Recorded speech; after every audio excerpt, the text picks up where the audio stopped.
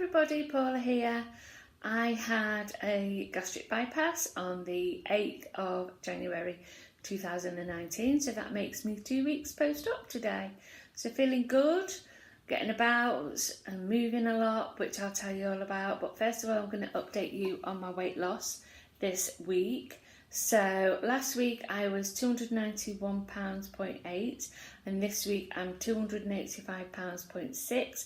So that means I've lost 5.2 pounds. So really pleased about that. Obviously I know at some point it will start to slow down and whatever, but as far as I'm concerned, a loss is a loss, even if it's half a pound, because I know without my gastric bypass there's no way I would be able to lose that weight consistently. So really pleased with how things are going. Managing to get my fluids in. I'm managing to get 2 litres of fluid every day, which is no mean feat. But what with, cups of tea and having to take my soluble vitamins and things like that. Plus also I've got one of these, which is my water bottle, and it constantly has reminders on here how you should be drinking. So one of these is back just under a litre, I think it is. So had one already, so I'm going to work my way through this today.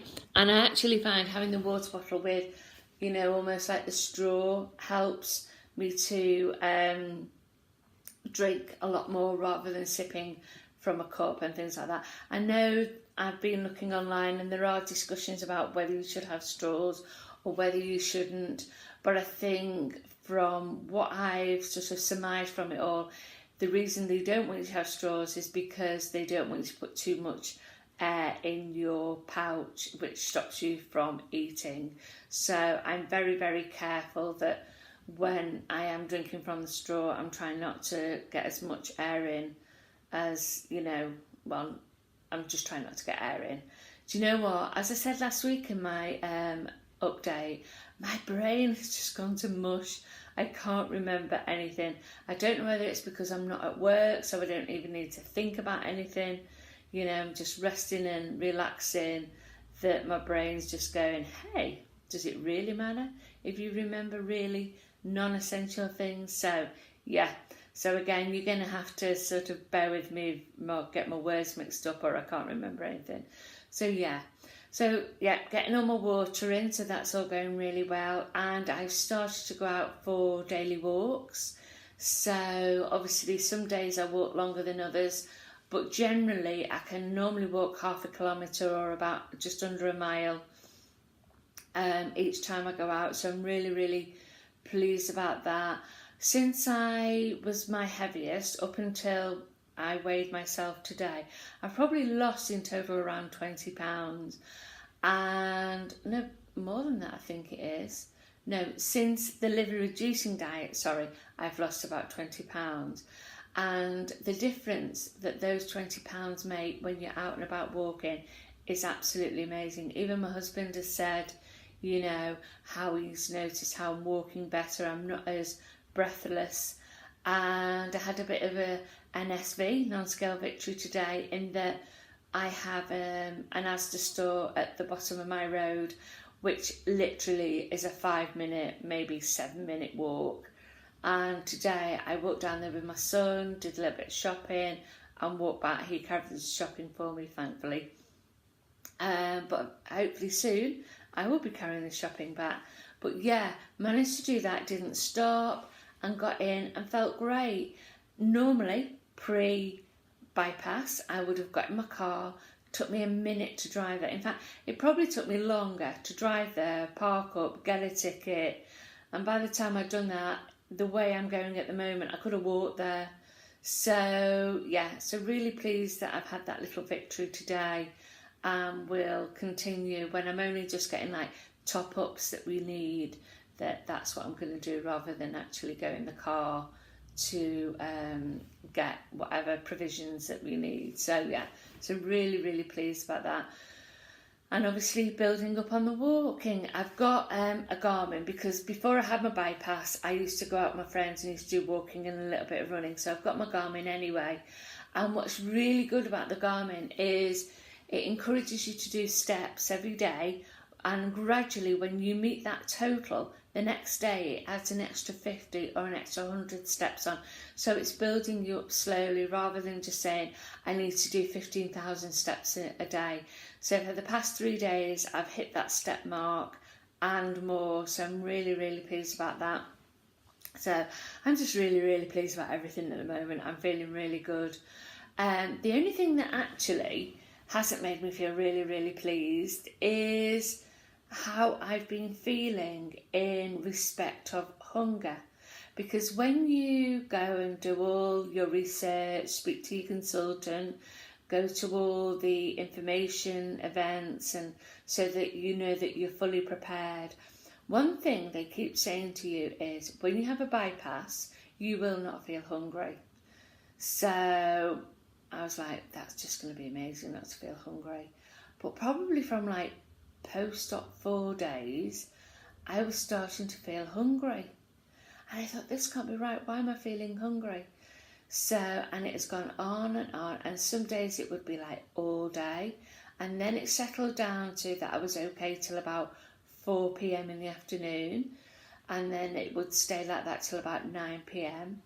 And anyway, asked a few people online that I've become friends with during this journey if they had the same thing. No, they didn't feel hungry. So I was at this point where I was beginning to think, oh my God, is this not working? Is it, obviously it's working at the moment because the weight's coming off, but long term, am I always going to feel hungry and have to battle those demons constantly? So anyway, but on Sunday evening, the bariatric nurse from the hospital gave me a call, asked how I was doing. We had a bit of a chat, and then I talked to her about this sort of hunger feeling that I had. And when it came down to it, it was head hunger. Although my stomach, or I'm assuming it was my stomach, because actually when I was eating, my pouch was full, but I was still feeling hungry.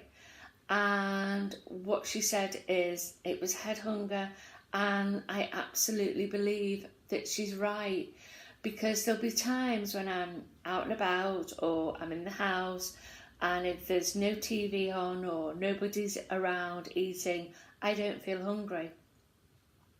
But as soon as an advert come on or any of the families start eating, that's it, my stomach goes, oh my God, you need to eat. And it's all the carb stuff that I'm sort of craving for and hungry for.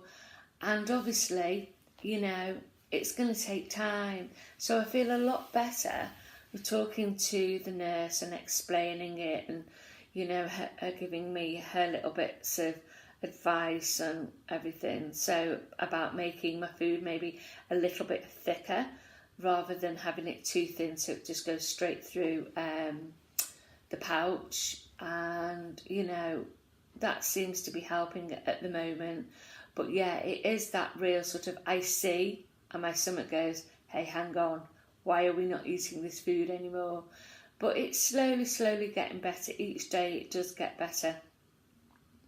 So obviously we had the surgery, and as everyone says, it's a tool. It doesn't fix everything. So I know I am going to have to work at this.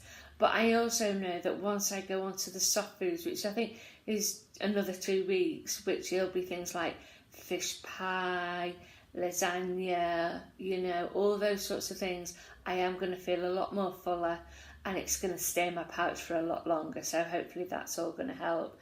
So yeah, that was really interesting to have a chat with her as well. And also, toilet problems. Everyone talks about how difficult it is to go to the toilet. But I actually have been okay in going to the toilet. After that first time, which, oh my God, I hope this isn't TMI, but it was like giving birth. But since then, everything's been fine. Obviously not as regular as I was before, because we're not putting as much food in, so obviously we haven't got as much waste.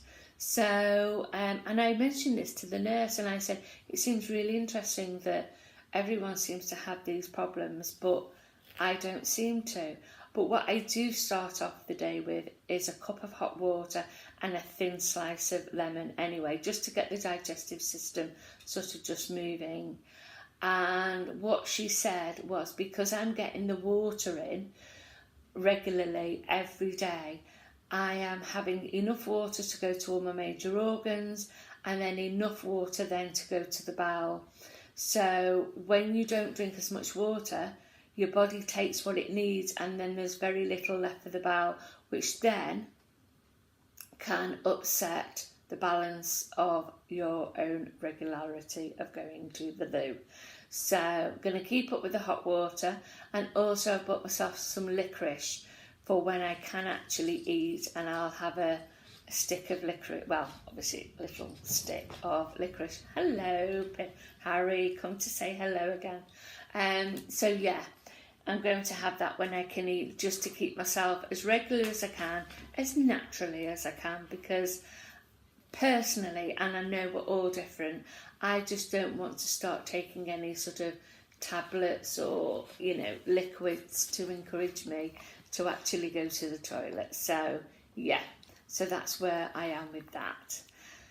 So what else have I been doing? I've also been researching some new fitness ideas from when I can actually get to the gym, and even sort of looking at possibly having a personal trainer, but that'll be all dependent on finances, but almost sort of planning ahead. I started to take a photograph each week, and eventually hopefully put that into a little video so I can see my progress. So yeah, that's where I'm up to at the moment. Not much more, to sort of report. I hope all your journeys are going well for you, and I'll look forward to seeing you next week. Take care, everybody. Have a good week. Bye bye.